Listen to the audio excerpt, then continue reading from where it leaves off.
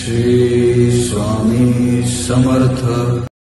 एका साधूने मला फक्त एक वाक्य सांगितलं आणि दुसऱ्याच महिन्यात माझं बँक बॅलन्स दुप्पट झालं। हा चमत्कार कसा घडला ते सांगतो, पण पहिली गोष्ट, हा मंत्र खेळ बदलतो। तरुण किराणा दुकानदार, मेहनती, प्रामाणिक, पण नशिबाने जणू पाठच फिरवली होती। दुकान चालायचं पण हातात काहीच राहत नव्हतं। करायची धडपड तो करत होता, पण पैसा जणू दारात येऊन परत फिरत होता। त्या दिवसाची संध्याकाळ मात्र त्याच्यासाठी वेगळी ठरली।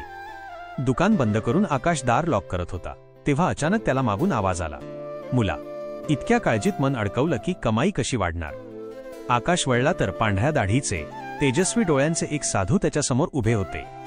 महाराज, प्रयत्न खूप करतोय पण काहीच होत नाही, आकाश दुखाने म्हणाला। साधू हलकेच हसले, काळजी कमी केलीस तर पैसा वाढेल। तुझे मार्ग अडवणारा तू स्वतःच आहेस।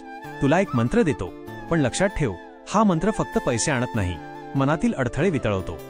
मग त्यांनी सावकाश उच्चारला, ओम श्री स्वामी समर्थाय नमः।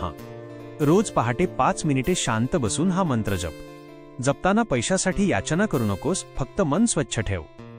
स्वामी समर्थ मार्ग दाखवतील। आकाशने ते शब्द मनात कोरून घेतले।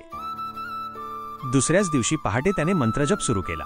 पहिल्या 2-3 दिवसांत काहीच बदल जाणवला नाही, पण त्याच्या मनातली भीती, तणाव, अस्वस्थता हळूहळू विरघळू लागली। मग एके दिवशी तो चमत्कार झाला। एका जुना ग्राहकाने अचानक दुकानात येऊन भरपूर सामान घेतलं आणि म्हणाला, मी पुन्हा इथेच येणार। तुझी सेवा बदललीये बघ, काय सकारात्मक वाटतं इथे। आकाश आश्चर्याने हसला। पुढील आठवड्यात आणखी ग्राहक वाढले। दुकानात जणू नवी ऊर्जा निर्माण झाली होती। लोक येताना थांबून बोलू लागले। एक होलसेलर त्याच्याशी चांगला करार करायला तयार झाला। दुकानचा टर्नओव्हर दुपटीने वाढला।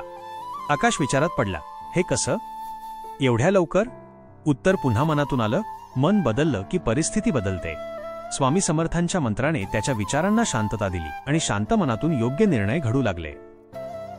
घरच्यांच्या चेहऱ्यावर पुन्हा हास्य फुललं। एका रात्री दुकान बंद करताना आकाशने आकाशाकडे पाहत हळूच म्हटलं, चिंता करू नका, स्वामी समर्थ आहेत। त्याला जाणवलं, धनप्राप्ती बाहेरून नाही मिळत, ती प्रथम मनात तयार होते आणि जिथे श्रद्धा असते तिथे स्वामी समर्थांचा आशीर्वाद नक्की उतरतो।